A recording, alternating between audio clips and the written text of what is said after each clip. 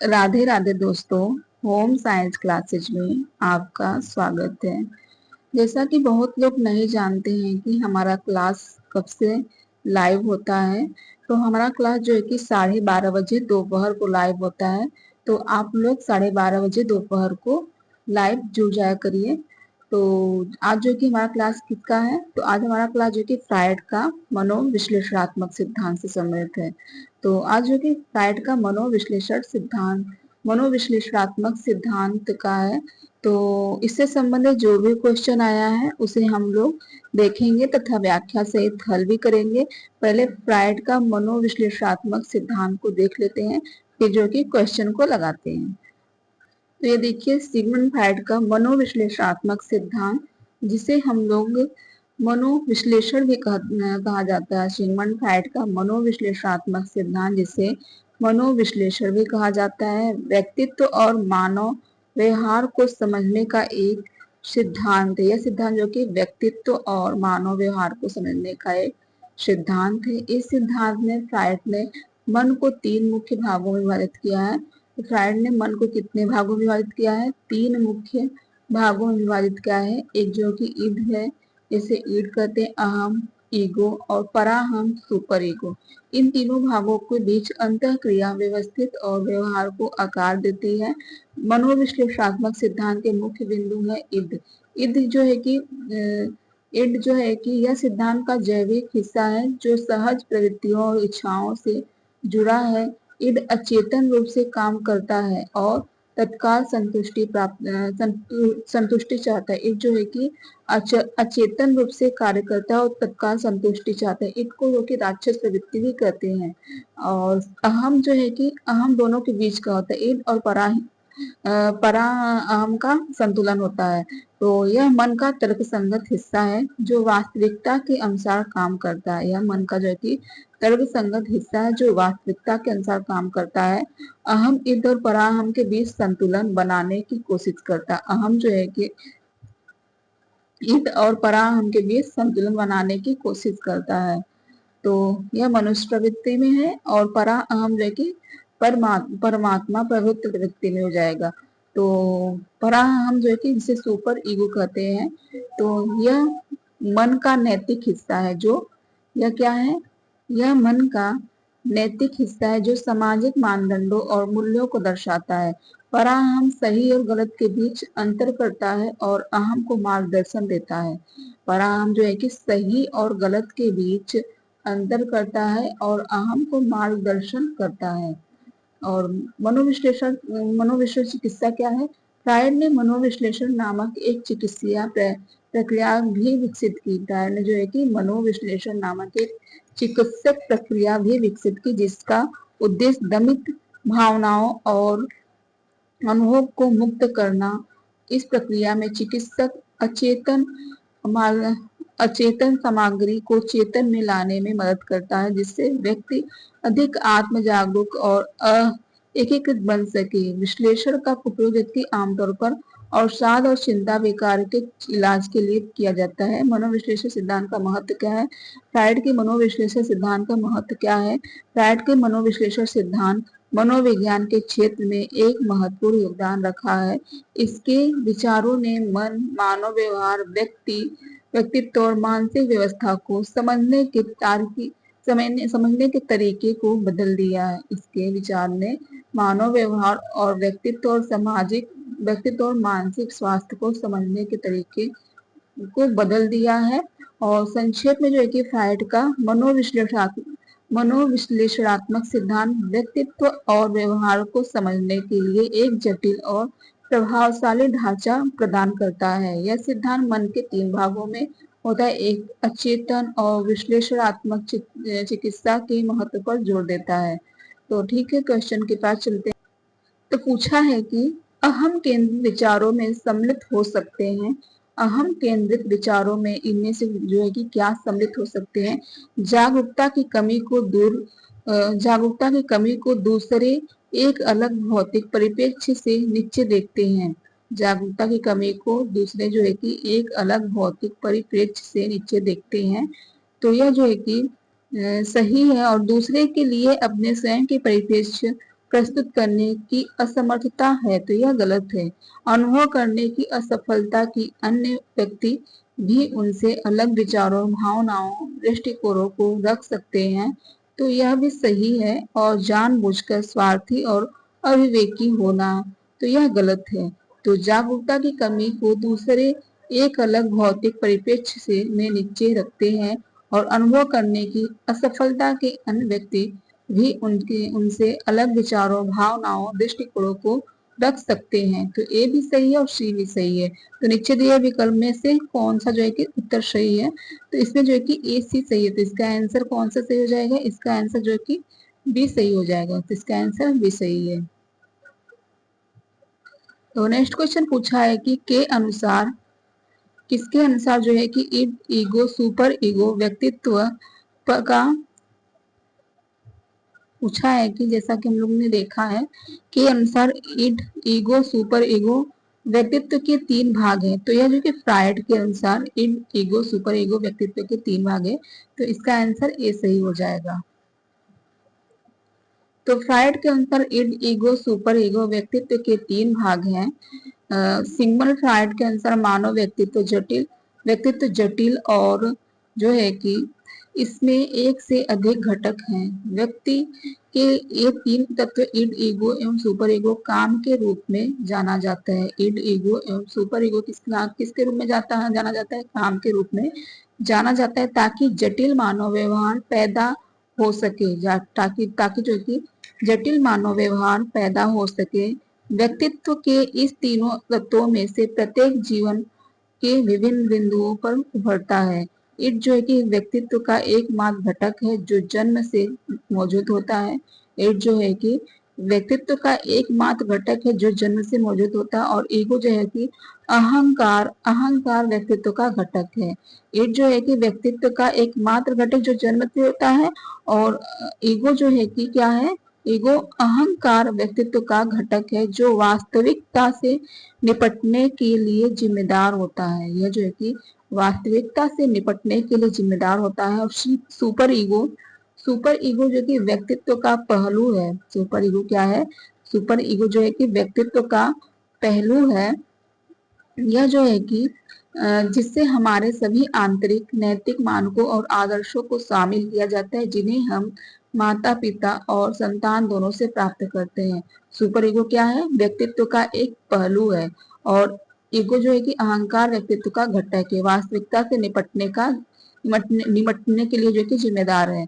तो जिसमें हमारे यह सुपर ईगो में जिसमें हमारे सभी आंतरिक नैतिक मानकों और आदर्शों को शामिल किया जाता है जिन्हें हम माता पिता और संतान दोनों से प्राप्त करते हैं। जैसे कि एक अच्छा विचार होता है, एक बुरा विचार होता है। तो बुरा विचार जो कि ईगो है और अच्छा विचार जो कि सुपर ईगो है। तो नेक्स्ट क्वेश्चन पूछा है कि विकास के इस चरण में बच्चे विपरीत लिंग के माता पिता की ओर आकर्षित होते हैं जैसे पुत्र का पिता से जुड़ाव। विकास के इस चरण में बच्चे विपरीत लिंग के माता पिता की ओर आकर्षित होते हैं जैसे पुत्र का पिता से जुड़ाव। तो इसमें इसका क्या हो जाएगा? तो इसमें इसका आंसर हो जाएगा ओडिपस कॉम्प्लेक्स हो जाएगा। ओडिपस कॉम्प्लेक्स में जो है कि बच्चे विपरीत लिंग के माता पिता की ओर आकर्षित हो जैसे पुत्री का पिता से जुड़ा होता, पुत्री का पिता से जुड़ा ओडिपस कॉम्प्लेक्स हो जाए। इलेक्ट्रा कॉम्प्लेक्स जैसे कि पुत्र का माता से जुड़ा हो जाएगा। तो विकास के चरण में ओडिपस कॉम्प्लेक्स में बच्चे विपरीत लिंग के माता पिता की ओर आकर्षित होते हैं जैसे पुत्री का पिता से जुड़ा पुत्र का माता के प्रति झुकाव ज्यादा रहता है। ओडिपस कॉम्प्लेक्स जो कि मनोविश्लेषणात्मक सिद्धांत के एक अवधारणा है। सिगमंड फ्रायड ने अपने पुस्तक इंटरप्रिटेशन ऑफ ड्रीम्स में उसकी अवधारणा की चर्चा की। सिगमंड फ्रायड ने अपने इनकी पुस्तक क्या है? इंटरप्रिटेशन ऑफ ड्रीम्स है। उनकी अवधारणा की चर्चा की थी अपने पुस्तक में। तो नेक्स्ट क्वेश्चन पूछा है कि मनोविश्लेषण सिद्धांत का प्रस्ताव किसने किया है? तो जैसा कि आप लोग जानते हैं सिगमंड फ्रायड ने किया है। तो इसका आंसर ए हो जाएगा। तो मनोविश्लेषण सिद्धांत का प्रस्ताव सिगमंड फ्रायड ने दिया था।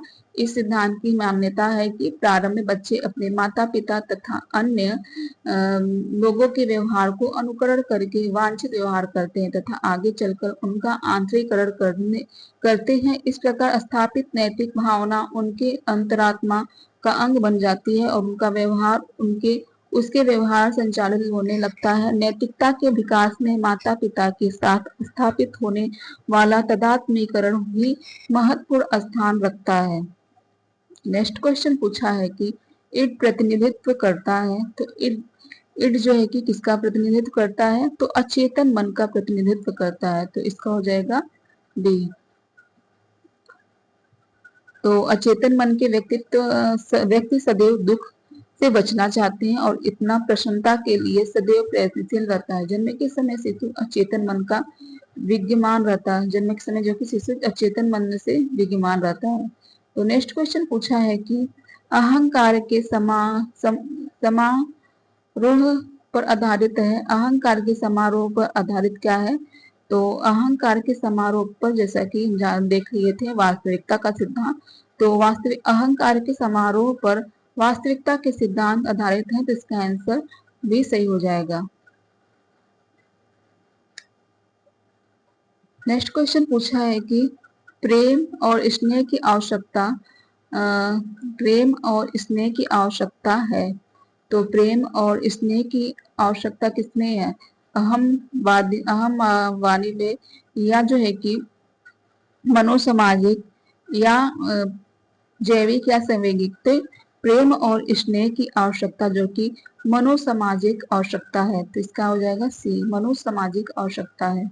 नेक्स्ट क्वेश्चन पूछा है कि मनोलैंगिक मनोवैज्ञानिक ने जन्म क्रम के मनोवैज्ञानिक का वर्णन किया है। कौन से मनोवैज्ञानिक जो है कि जन्म क्रम के मनोवैज्ञानिक का वर्णन किया, तो फ्रायड है, तो इसका आंसर ए हो जाएगा। नेक्स्ट क्वेश्चन है अभिकथन और कारण पूछा है, तो अभिकथन कह रहा है कि लड़कों के लिए फ्रायड का इडिप्स संघर्ष तथा लड़कियों के लिए इलेक्ट्रा संघर्ष है। लड़कों के लिए जो कि इडिप्स संघर्ष है और लड़कियों के लिए जो कि इलेक्ट्रा संघर्ष किशोरों के दौरान उत्पन्न होता है। तो यह जो है कि क्या ये सही है, तो यह जो है कि गलत हो जाएगा, यह गलत हो जाएगा। और कारण आर कह रहा है कि इड आवेग जननांगों को हस्तांतरित हो जाता है और बच्चा इस अवस्था के दौरान जननांगों के उद्दीपन में आनंद का अनुभव करता है। इद जो है आवेग जननांगों को हस्तांतरित हो जाते हैं और बच्चा इस अवस्था के दौरान जननांगों के उद्दीपन में आनंद का अनुभव करता है। तो यह भी गलत है, ए और आर दोनों गलत है, तो इसका आंसर जो कि डी सही हो जाएगा। तो लड़कों के लिए फ्रायड का इडिप्स से संघर्ष तथा लड़कियों के लिए इलेक्ट्रा संघर्ष किशोरावस्था के दौरान उत्पन्न नहीं होता है, बल्कि यह 3 से 4 वर्ष की आयु में उत्पन्न होता है। यह जो है कि इलेक्ट्रा और इडिप्स संघर्ष जो है कि 3 से 4 वर्ष की आयु में होता है, बाल्यावस्था में होता है। इड जो है कि इड अचेतन मन का प्रतिनिधित्व करता है। यह अचेतन अवस्था में ही तरह तरह की इच्छाओं, प्रेरणाओं, वासनाओं की तुरंत संतुष्ट चाहता है। यह परावादी सिद्धांत के अंतर्गत आता है, जो कि परावादी सिद्धांत के अंतर्गत आता है। नेक्स्ट क्वेश्चन पूछा है कि यह व्यक्तित्व विकास का तीसरा भाग है, तो कौन सा जो कि व्यक्तित्व विकास का तीसरा भाग है, तो इड नहीं सुपर ईगो जो कि व्यक्तित्व विकास का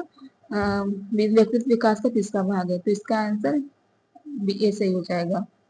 इड ईगो सुपर ईगो, तो तीसरे स्थान पर पराहम सुपर ईगो हो जाएगा। तो नेक्स्ट क्वेश्चन पूछा है कि सेमोर द्वारा दी गई कौशलों के अंजन की अवस्था को व्यवस्थित करें। सेमोर द्वारा दी गई कौशल के अर्जन की अवस्थाओं को व्यवस्थित करें, तो इसमें कौशल के अर्जन की व्यवस्था को व्यवस्थित करना है। तो पहले जो है कि गतिविधि का अनुक्रम सीखना होता है, गतिविधि का अनुक्रम सीखना होता है। फिर जो है कि हास्य फिर क्या किया जाता है, फिर गतिविधि के प्रत्येक मध्य के लिए संवेदी चैनल निर्धारित करना होता है। पहला यह हुआ और दूसरा यह हुआ, और फिर उसके बाद जो है कि संवेदी चैनल में सही समुच्चय प्राप्त करना होता है। संवेदी चैनल में सही समुच्चय प्राप्त करना होता है। फिर जो है कि सूचना को ज्यादा दक्षता के साथ इस्तेमाल करना होता है। सूचना को ज्यादा दक्षता के साथ इस्तेमाल करना होता है। फिर संवेदी प्रेरक पैटर्न की संरचना करना होता है। संवेदी प्रेरक पैटर्न की संरचना करना होता है, पांचवा हो जाएगा। फिर लास्ट में जो है कि हास्यमान चेतन अवधारणा होता है। हास्यमान चेतन अवधारणा होता है। तो पहला कौन सा है, तो पहला जो है कि गतिविधि का अनुक्रम सीखना। फिर दूसरा गतिविधि के प्रत्येक पद के लिए संवेदी चेतन निर्धारित करना। तो पहला चौथा पांचवा और दूसरा, तो पहला चौथा पांचवा दूसरा किसमें है, तो पहला चौथा पांचवा दूसरा तीसरा जो है कि 5 में है। तो इसका आंसर डी में है, तो इसका आंसर डी सही हो जाएगा। शेमोर द्वारा दी गई कौशलों के अर्जन की अवस्थाओं जो है कि गतिविधियों का अनुक्रम सीखना, गतिविधियों के प्रत्येक मध्य के लिए संवेदी चैनल निर्धारित करना, संवेदी चैनल में सही समुच्चय प्राप्त करना, सूचनाओं को ज्यादा क्षमता के साथ इस्तेमाल करना, संवेदी प्रेरक पैटर्न की संरचना करना, हास्यमान चैनल अवधान होता है। नेक्स्ट क्वेश्चन पूछा है कि मनोलैंगिक विकास की अवस्थाओं को सही क्रम में लिखिए। तो मनोलैंगिक अवस्थाओं को सही क्रम में लिखना है। तो यह जो है कि किसका है, ये जो है कि किसका है, फ्राइड का ही है। तो मनोलैंगिक अवस्था है, मनोलैंगिक विकास की अवस्था को सही क्रम में लिखना है।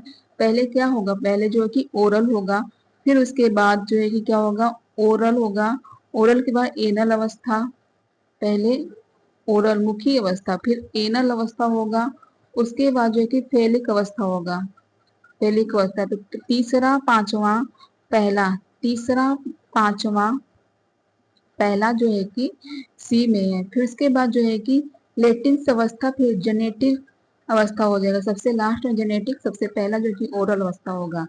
तो इसका आंसर जो कि सी सही हो जाएगा। ओरल अवस्था, एनल अवस्था, फेलिट अवस्था, लेटेंसी अवस्था और जेनिटल अवस्था होता है। नेक्स्ट क्वेश्चन पूछा है कि अभिकथन और कारण पूछा है। तो अभिकथन ए कह रहा है कि अहम वास्तविक संसार में संबंध रखना, अहम वास्तविक संसार में संबंध रखता है, यह वास्तविकता के सिद्धांत पर आधारित है। तो यह जो है कि यह वास्तविकता के सिद्धांत पर आधारित है, तो यह जो है कि सही है। और कारण आर का क्या कह रहा है कि अहम आवश्यकता को संतुष्ट करने के लिए वास्तविक वस्तुओं की खोज करता है। एक भूखे व्यक्ति को भूख संतुष्टि के लिए वास्तविक भोजन ही मिलना चाहिए, तो यह भी सही है। यह सही है पर इसका स्पष्टीकरण नहीं कर रहा है। तो ए और आर दोनों सही है, परंतु आर सही विवरण नहीं कर रहा है ए का। तो इसका आंसर जो है कि बी सही हो जाएगा।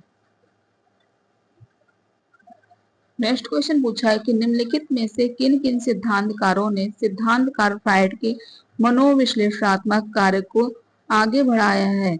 तो किन किन जो कि सिद्धांतकारों ने सिद्धांतकार फ्राइड के मनोविश्लेषणात्मक कार्य को आगे बढ़ाया है। तो इनमें से इनका हो जाएगा एरिक इरिक्सन है, और फिर जो है कि कार्ल जुंग है, एरिक इरिक्सन, कार्ल जुंग और अल्फ्रेड एडलर है। कौन है, अल्फ्रेड एडलर है। तो पहला दूसरा चौथा, तो पहला दूसरा चौथा किसमें है, बी में है। तो इसका आंसर बी सही हो गया। कौन है, Erikson, Carl Jung, Alfred Adler जो है कि फ्राइड के मनोविश्लेषण कार्य को बढ़ावा दिया है।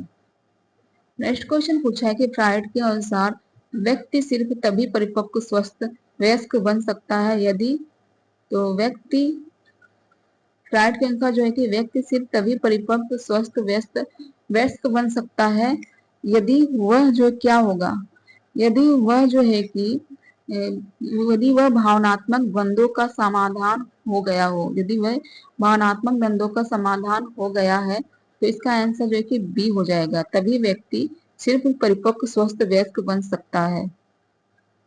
तो फ्राइड के अनुसार व्यक्ति सिर्फ तभी परिपक्व स्वस्थ वयस्क बन सकता है। यदि भावनात्मक द्वंद्वों का समाधान हो गया है। व्यक्ति के विकास संबंधी सिद्धांत अनेकों मनोवैज्ञानिकों ने प्रतिपादित किया है। किसी भी अन्य मनोवैज्ञानिक की अपेक्षा फ्रायड ने व्यक्तित्व और व्यक्तित्व विकास से संबंधित अन्वेषणों को बहुत अधिक प्रभावित किया है। अपने विस्तृत अनुभव के आधार पर उन्होंने व्यक्तित्व विकास संबंधित सिद्धांत का प्रतिपादन किया है। नेक्स्ट क्वेश्चन पूछा है कि अहम कार्य आधारित है, तो अहम कार्य किस पर आधारित है? तो अहम कार्य जो है कि वास्तविकता सिद्धांत पर आधारित है।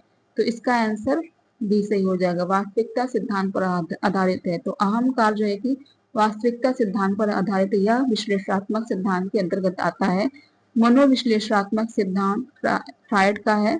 यह चेतन मन का प्रतिनिधित्व करता है। यथार्थ में यह व्यक्तित्व का चेतन तार्किक व्यवस्थित एवं विवेकपूर्ण भाग है। इस प्रकार की अवस्था में व्यक्ति सोच विचार एवं विवेकपूर्ण निर्णय लेकर कार्य करता है। नेक्स्ट क्वेश्चन पूछा है कि निम्नलिखित मनोयौनिक साइकोसेक्सुअल स्तर का सही क्रम क्या है? निम्नलिखित मनोयौनिक साइकोसेक्सुअल स्तर का सही क्रम इसमें क्या है?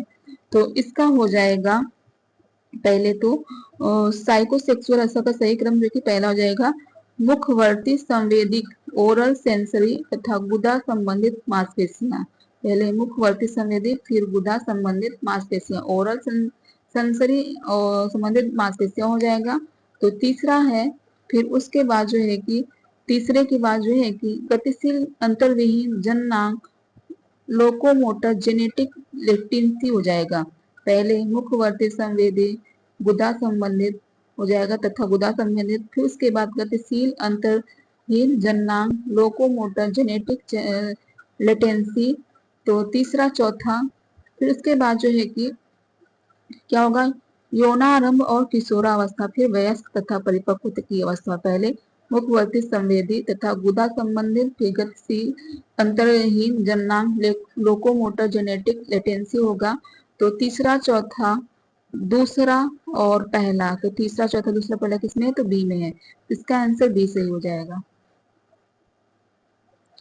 तो मुखवर्ती संवेदी ओरल सेंसरी तथा गुदी संबंधित है और गतिशील अंतरहीन जननांग यौनारंभ और किशोरावस्था वयस्क तथा परिपक्वता। नेक्स्ट क्वेश्चन पूछा है कि फ्रायड के साइकोसेक्सुअल थ्योरी की प्रथम अवस्था है। तो फ्रायड के जो है कि साइकोसेक्सुअल थ्योरी की प्रथम अवस्था कौन सा है? तो प्रथम अवस्था जो कि ओरल अवस्था है। तो इसका आंसर जो है कि डी सही हो जाएगा। तो ओरल अवस्था जन्म के 8 माह तक की अवस्था होती है। ओरल अवस्था जो है कि जन्म के 8 माह तक की अवस्था होती है। इस अवस्था में बच्चे का व्यक्तित्व पूर्णतः ईड से प्रभावित होता है और केवल सुख प्राप्त करना ही उसका उद्देश्य रहता है। इस अवस्था में बच्चे को चूसने में असीम आनंद की अनुभूति होती है। इस अवस्था में जो कि बच्चों को चूसने से असीम आनंद की अनुभूति होता है। इस कारण वह पेट भर जाने के बाद भी माँ के स्तनों को चूसता रहता है। इस कारण भी वह पेट भर जाने के बाद ही माँ के स्तनों को चूसता रहता है। नेक्स्ट क्वेश्चन पूछा है कि साइको एनालिटिक सिद्धांत दिया गया है। तो साइको एनालिटिक सिद्धांत किसने दिया है? तो साइको एनालिटिक सिद्धांत जो है कि फ्रायड ने दिया है। सिगमंड फ्रायड द्वारा दिया गया है। तो इसका आंसर जो है कि हो जाएगा ए। इसका आंसर ए सही हो जाएगा। तो नेक्स्ट क्वेश्चन पूछा है कि व्यक्तित्व का मनोलैंगिक सिद्धांत प्रस्तुत किया है। तो व्यक्तित्व का मनोलैंगिक सिद्धांत किसने प्रस्तुत किया? जैसा कि आप लोग जानते हैं सिगमंड फ्रायड ने किया है। सिगमंड फ्रायड ने किया है। तो इसका आंसर ए सही हो जाएगा। नेक्स्ट क्वेश्चन पूछा है साइकोसेक्सुअल थ्योरी दी गई है।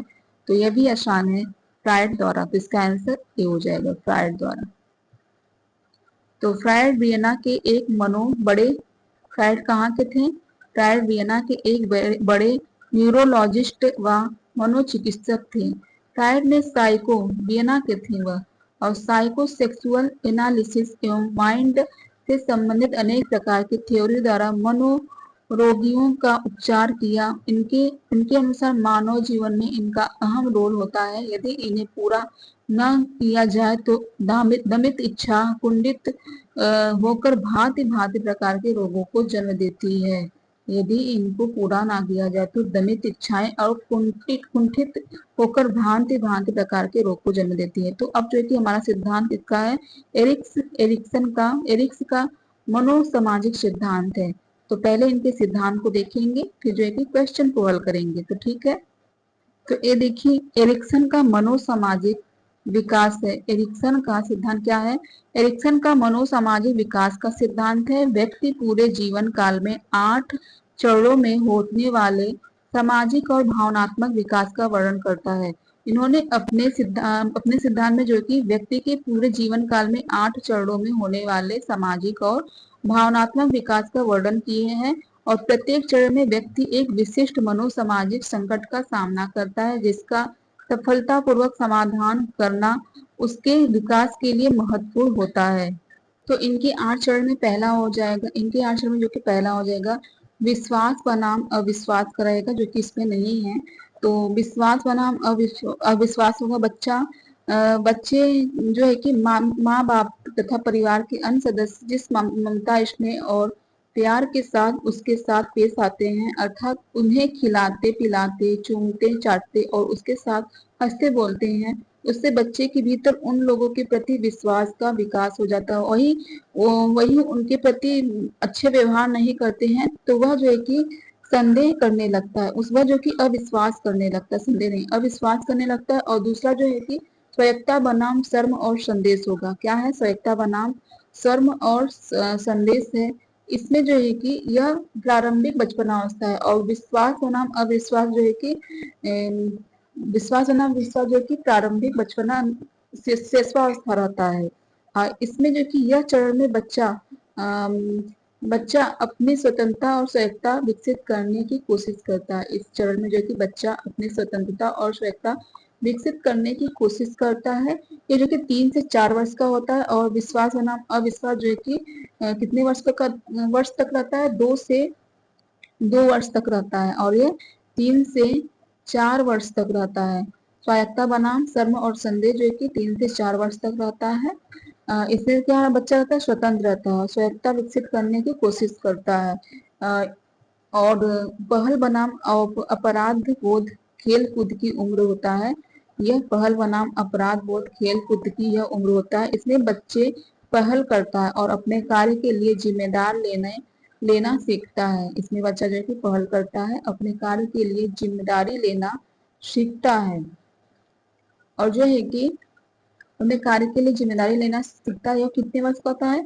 यह 5 से 6 वर्ष की अवस्था में पहुंचकर बालक जिज्ञासु हो उठता है और अपने आत्मबल के कारण अनेक जिम्मेदारियां के कार्य करने की पहल करता है। और उद्योग बनाम हीनता क्या है? उद्योग बनाम हीनता में जो कि यह स्कूल की उम्र है। यह किसकी उम्र है? स्कूल की उम्र है। ऐसे जो है कि परिश्रम हीनता की अवस्था भी कहते हैं। इसे परिश्रम अवस्था की हीनता भी कहते हैं। और पहल बनाम आप अपराध को आत्मबल अपराध भाव की अवस्था भी कहते हैं, इसका अलग नाम है। और उद्योग बनाम हीनता को क्या कहते हैं? परिश्रमहीनता की अवस्था। इस चरण में जो कि बच्चे स्कूल और घर के सफल होने के लिए कौशल और क्षमता विकसित करते हैं। इस चरण में जो कि बच्चे स्कूल और घर सफल होने के लिए कौशल क्षमता विकसित करते हैं। पहचान बनाम विश्वास भ्रम जो कि किशोरावस्था में प्रारंभ होता है। पहचान बनाम भूमिका का भ्रम जो है कि किशोरावस्था में प्रारंभ होता है। इसमें जो है कि इस चरण में किशोर अपने पहचान और भूमिका की भावना विकसित करने की कोशिश करते हैं। इसमें जो है कि किशोर अपने पहचान और भूमिका की भावना विकसित करने की कोशिश करते हैं और अंतर्गता बनाम लगाव को घनिष्ठता तथा अलगाव की अवस्था भी करते हैं। अंतर्गता बनाम अलगाव जो कि इससे घनिष्ठता अलगाव की अवस्था का यह युवा अवस्था में होता है। युवा अवस्था में इसके चरण में युवा वयस्क अंतरंग संबंध विकसित करने की कोशिश करता है। अगर वही संबंध विकसित नहीं हो पाता है तो उसके अंदर जो कि अलगाव की भावना उत्पन्न हो जाती है। और उत्पादकता बनाम ठहराव जो कि मध्य वयस्कता है। उत्पादकता बनाम ठहराव मध्य वयस्कता है। इस चरण में वयस्क अपने माता इस चरण में जो कि वयस्क काम और परिवार में योगदान करना चाहते हैं। उत्पादकता बनाम ठहराव जो है कि इसमें क्या होता है, सृजनात्मक निष्क्रियता की आवश्यकता। तो इसमें जो है कि यह इस चरण में वयस्क अपने काम और परिवार में योगदान करना चाहता है।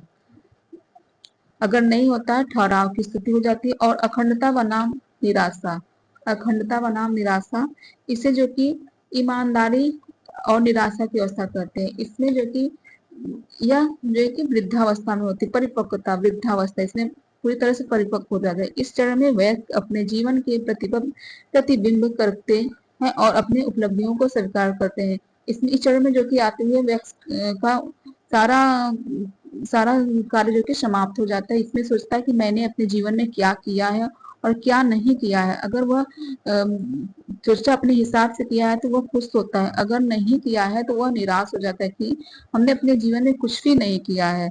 तो यह इनके सिद्धांत हैं। तो ठीक है, क्वेश्चन के पास चलते हैं। तो एरिक्सन का मनोसामाजिक सिद्धांत में पहला क्वेश्चन पूछा है कि सूची 1 को सूची 2 के साथ सम्मिलित कीजिए तथा सूची 1 को सूची 2 के साथ सम्मिलित करना है और मूल गुण और एरिक्सन के मनोसामाजिक चरण में शामिल होता है। तो इसमें मिलान करना है। तो इसमें जो कि मिलान करना है, तो आशा मूल गुण है और दूसरे में एरिक्सन के मनोसामाजिक चरण दिए गए हैं। तो आशा का एरिक्सन के मनोसामाजिक चरण में कौन होगा, मूल गुण का मनोसामाजिक चरण कौन सा होगा, मूल गुण का मनोसामाजिक चरण जो कि विश्वास बनाम अविश्वास है। इसमें आशा हो जाती है बच्चे को। तो विश्वास बनाम अविश्वास जो कि आशा है। और इच्छा, इच्छा जो है कि किससे होगा, पहल बनाम अपराध से हो जाए। इच्छा पहल बनाम अपराध, इसमें बच्चा स्वतंत्र रहता है। पहल बनाम अपराध, अगर वही स्वतंत्रता की भावना हो तो अपराध की भावना उत्पन्न हो जाती है। तो इसमें यह इच्छा संबंधित होता है। और उद्देश्य, उद्देश्य में जो है कि इच्छा, इच्छा जो कि स्वायत्ता बनाम सर्म से, हाँ इच्छा स्वायत्ता बनाम सर्म से है। स्वायत्ता बनाम इसमें स्वतंत्रता होती है, अगर ये स्वतंत्रता ना मिले तो शर्मा जाता है। तो स्वायत्ता बनाम सर्म से, इसका जो है कि पहले से इसका पहले से मिलान हो जाएगा। इच्छा का स्वायत्ता बनाम सर्म से है। आशा का जो है कि विश्वास बनाम अविश्वास से है। इसमें बच्चा आशा करने लगता है। उद्देश्य, उद्देश्य जो है कि उद्देश्य जो कि पहल बनाम अपराध से है। पहल करने लगता है, अगर पहल नहीं होता तो अपराध कर, और मतलब पहल बनाम अपराध से उद्देश्य है। सामर्थ्य का मूल गुण, मूल गुण सामर्थ्य का जो है कि मनोसामाजिक चरण कौन सा है, तो इसका जो है कि उद्योग बनाम हीनता होगा, उद्योग बनाम हीनता। और निष्ठा जो है कि निष्ठा का मिलान हो जाएगा पहचान बनाम भूमिका, भूमिका भ्रम से हो जाएगा। पहचान बनाम भूमिका भ्रम से हो जाएगा। तो पहले का क्या है, आशा का विश्वास बनाम अविश्वास होगा तीसरा। और इच्छा का जो है कि स्वायत्ता बनाम शर्म पहला, पहला हो जाएगा। और उद्देश्य जो है कि पहल बनाम अपराध दूसरा। और सामर्थ्य जो है कि उद्योग बनाम हीनता पांचवा। और निष्ठा जो है कि पहचान बनाम भूमिका भ्रम तो चौथा। तो तीसरा, तीसरा पहला दूसरा पांचवा चौथा किसमें है, तीसरा पहला दूसरा पांचवा चौथा डी में है। तो इसका आंसर डी सही हो जाएगा। तो आशा विश्वास बनाम अविश्वास से संबंधित है। और इच्छा जो है कि स्वायत्ता बनाम सर्म मनोसामाजिक चरण है। उद्देश्य का मनोसामाजिक चरण क्या है, पहल बनाम अपराध। सामर्थ्य का मनोसामाजिक चरण जो है कि उद्योग बनाम हीनता। निष्ठा का समूह मनोसामाजिक चरण जो है कि पहचान बनाम भूमिका भ्रम होगा। नेक्स्ट क्वेश्चन पूछा कि सामाजिक अधिगम सिद्धांत विश्वास करता है कि व्यवहार क्या है, किशोरावस्था तक पूर्ण रूपेण स्थापित हो जाता है या संपूर्ण वयस्कता में अपेक्षा फिर समान रहता है। तो इसने पूछा है कि में उत्तर से सही उत्तर का चयन करना है। तो सामाजिक अधिगम सिद्धांत विश्वास करता है कि व्यवहार किशोरावस्था का पूर्ण रूपेण स्थापित हो जाता है और यह संपूर्ण व्यवस्था में अपेक्षा के समान रहता है। तो यह दोनों सही नहीं है। तो उपरोक्त में से कोई नहीं सही, इसमें केवल एक, केवल दो, केवल एक और दो दोनों सही, तो इसमें से कोई नहीं सही है, तो इसका आंसर डी सही हो जाएगा। तो सामाजिक अधिगम सिद्धांत के प्रतिपादक कौन है? अल्बर्ट बंडूरा है। कौन है? सामाजिक अधिगम सिद्धांत के प्रतिपादक जो है कि अल्बर्ट बंडूरा है। सामाजिक अधिगम सोशल लर्निंग, अधिगम सीखने में से संबंधित एक सिद्धांत है। दूसरे लोगों के व्यवहार को देखकर उससे सीखना सामाजिक अधिगम कहलाता है।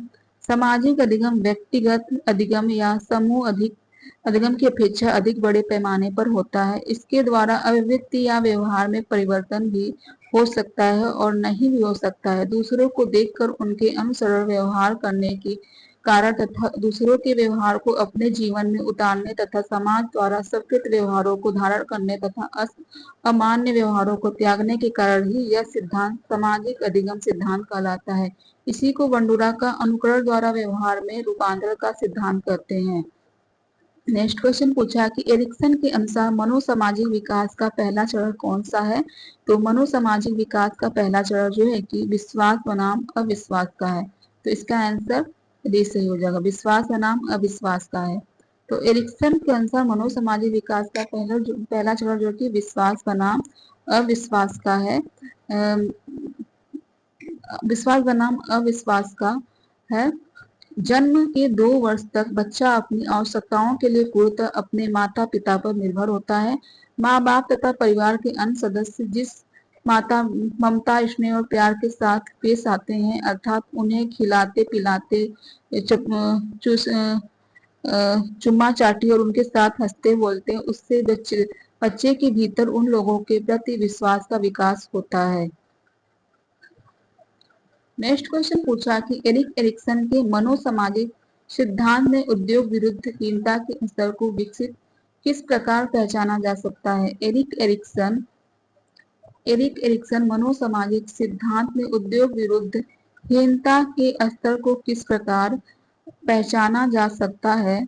तो यह जो है कि मध्य बचपन में पहचाना जा सकता है, मध्य बचपन में पहचाना जा सकता है, तो इसका आंसर भी सही हो जाएगा। तो एरिक एरिक्सन का सिद्धांत मनोसामाजिक विकास सिद्धांत के नाम से विख्यात है। एरिक्सन के व्यक्तित्व सिद्धांत का केंद्रीय तथ्य यह है कि बालक में मनोलैंगिक विकास के साथ ही मनोसामाजिक विकास की प्रक्रिया भी चलती रहती है, और यह विकास की प्रक्रिया भी चलती रहती है। अपने प्रसिद्ध कृति चाइल्डहुड एंड द सोसाइटी में एरिक्सन ने यह स्पष्ट करने का प्रयास किया है। यह अपनी प्रसिद्ध कृति कौन सी की? चाइल्डहुड एंड द सोसाइटी में एरिक्सन ने यह स्पष्ट करने का प्रयास किया है। तो नेक्स्ट क्वेश्चन पूछा कि साइको सोशल थ्योरी के निर्माता कौन थे? साइको सोशल थ्योरी के निर्माता इनमें से कौन थे? तो साइको सोशल थ्योरी के निर्माता जो कि एरिक एरिक्सन थे, तो इसका आंसर ए सही हो जाएगा, एरिक एरिक्सन थे। तो साइको सोशल थ्योरी के निर्माता एरिक एरिक्सन है। एरिक्सन के व्यक्तित्व सिद्धांत के केंद्रीय तथ्य यह है कि बालक में मनोलैंगिक विकास के साथ ही मनोसामाजिक विकास की प्रक्रिया भी चलती रहती है। उन्होंने ऐसी 8 अवस्थाओं का उल्लेख किया है जिनसे होकर बालक का मनोसामाजिक विकास गुजरता है। एरिक्सन ने बाल व्यक्तित्व के सामाजिक पक्ष को बहुत अधिक महत्वपूर्ण माना है और विकास के प्रत्येक अवस्था में पाए जाने वाले उन सामाजिक तत्वों का विश्लेषण किया है जो बालक के व्यक्तित्व विकास पर प्रत्यक्ष अथवा अप्रत्यक्ष रूप से प्रभाव डालते हैं। नेक्स्ट क्वेश्चन पूछा है कि मनोसामाजिक विकास की अवस्थाओं को सही क्रम में लिखिए। मनोसामाजिक विकास की अवस्था को सही क्रम में लिखना है, तो पहले क्या होगा? पहले जो है कि मनोसामाजिक अवस्था में पहले क्या होगा? पहले जो है कि अहम पहचान बनाम भूमिका या उत्पाद बनाम अहम एकीकरण समाजक से बनाम निराशा। तो पहला पहल शक्ति नेतृत्व बनाम दोष अपराध हो जाएगा। पहल शक्ति नेतृत्व बनाम दोष अपराध हो जाएगा। फिर उसके बाद देखिए पहचान बनाम भूमिका हो जाएगा, पहचान बनाम भूमिका संभ्रांति हो जाएगा। तो चौथा दूसरा किसमें है? तो चौथा पहला जो कि पहल शक्ति नेतृत्व बनाम दोष, तो चौथा दूसरा जो कि बी में है, किसमें? बी में है। तो उसके बाद जो है कि उत्पादन बनाम निष्क्रियता, फिर पहचान बनाम अहम एकीकरण समाकलन बनाम निराशा। तो इसका आंसर जो कि बी सही हो जाएगा। पहल शक्ति नेतृत्व बनाम दोष अपराध है। पहचान बनाम भूमिका भ्रांति है। उत्पादकता बनाम निष्क्रियता, अहम एकीकरण, समाकलन बनाम निराशा है। नेक्स्ट क्वेश्चन पूछा है कि एरिक्सन द्वारा दी गई ट्रस्ट बनाम सिस्टम विकास अवस्था फ्रायड द्वारा दी गई निम्नलिखित किस अवस्था से सबसे अधिक मेल खाती है। तो एरिक्सन द्वारा दी गई ट्रस्ट बनाम मिसट्रस्ट विकास अवस्था फ्रायड द्वारा दी गई निम्नलिखित किस अवस्था में सबसे अधिक मेल खाती है। तो किस अवस्था में सबसे अधिक मेल खाती है। तो यह जो कि मुखावस्था में जो है कि एरिक्सन द्वारा दी गई ट्रस्ट बनाम मिसट्रस्ट विकास अवस्था फ्रायड द्वारा दी गई है। तो यह मुखावस्था में दी गई है। इसका आंसर सी सही हो जाएगा। तो नेक्स्ट क्वेश्चन पूछा है कि मनोसामाजिक सिद्धांत दिया है। तो मनोसामाजिक सिद्धांत किसने दिया है। तो एरिक्सन ने दिया है। तो इसका आंसर भी सही हो जाएगा। तो एरिक्सन के यह मनोसामाजिक सिद्धांत इसमें बताया गया है। मनोसामाजिक प्रतिपादन एरिक्सन ने किया है। एरिक्सन के व्यक्तित्व सिद्धांत का केंद्रीय तथ्य यह है कि बालक में लैंगिक विकास के साथ ही मनोसामाजिक विकास की प्रक्रिया भी चलती रहती है। उन्होंने ऐसी 8 अवस्थाओं का उल्लेख किया है। उन्होंने क्या किया है, बालक में जो है कि लैंगिक विकास के साथ ही मनोसामाजिक विकास की अवस्था भी चलती है। उन्होंने ऐसी 8 अवस्थाओं का उल्लेख किया है। पहला जो कि विश्वास बनाम अविश्वास है। पहला क्या है, विश्वास बनाम अविश्वास है, जिसे यह 0 से लेकर 8 वर्ष तक चलती है। तो यह 0 से लेकर 8 वर्ष तक, विश्वास बनाम अविश्वास है 0 से लेकर 2 वर्ष तक चलती है। और स्वतंत्रता संदेश की अवस्था जो कि 3 से 4 वर्ष तक चलती है। आत्मबल अपराध भाव की अवस्था जो कि 5 से 6 वर्ष तक चलती है। परिश्रमहीनता की अवस्था जो कि 7 से 12 वर्ष तक चलती है। पहचान भूमिका द्वंद्व अवस्था जो कि 13 से 18 वर्ष तक चलती है। घनिष्ठता अलगाव की अवस्था जो कि 19 से 35 वर्ष तक चलती है। सृजनात्मक निष्क्रियता की अवस्था जो कि 36 से 55 वर्ष तक चलती है। और ईमानदारी निराशा की अवस्था जो कि 55 से ऊपर की होती है। ईमानदारी निराशा की अवस्था 55 से के ऊपर की होती है।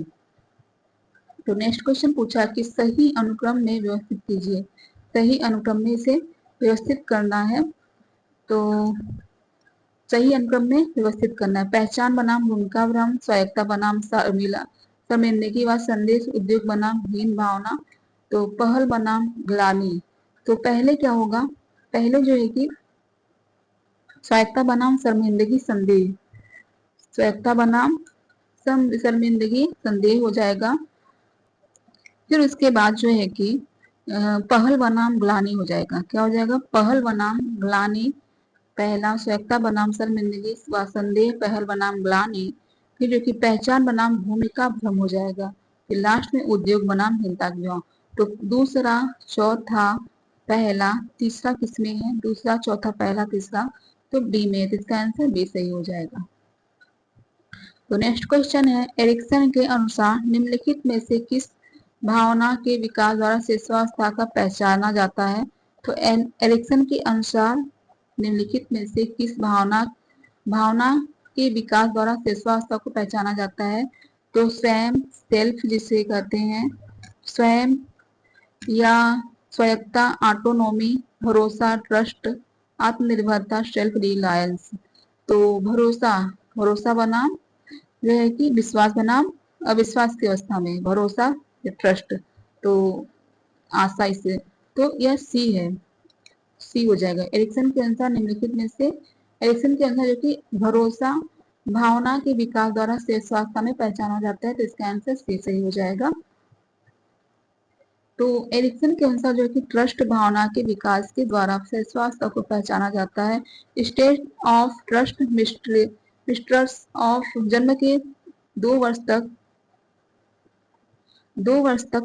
बच्चा अपनी आवश्यकताओं के लिए पूर्णतः अपने माता पिता पर निर्भर होता है। माँ बाप तथा परिवार के अन्य सदस्य जिस ममता स्नेह प्यार के साथ उनके साथ पेश आते हैं, अर्थात उन्हें खिलाते पिलाते चूमते उनके साथ हंसते बोलते, उससे बच्चे के भीतर उन लोगों के प्रति विश्वास का विकास हो जाता है। निरंतर निर्विघ्न रूप से प्यार दुलार पाते रहने के कारण बच्चा अपने सामाजिक परिवेश में अनेक आशा रखने लगता है और अपनी अगली अवस्था विश्वास के साथ पदार्पण करता है, समर्पण करता है।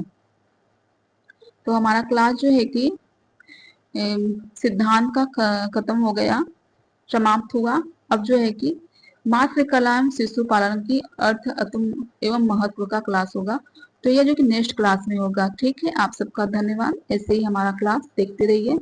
हमारा क्लास जो कि 12:30 बजे लाइव होता है, तो आप लोग 12:30 बजे जुड़िएगा।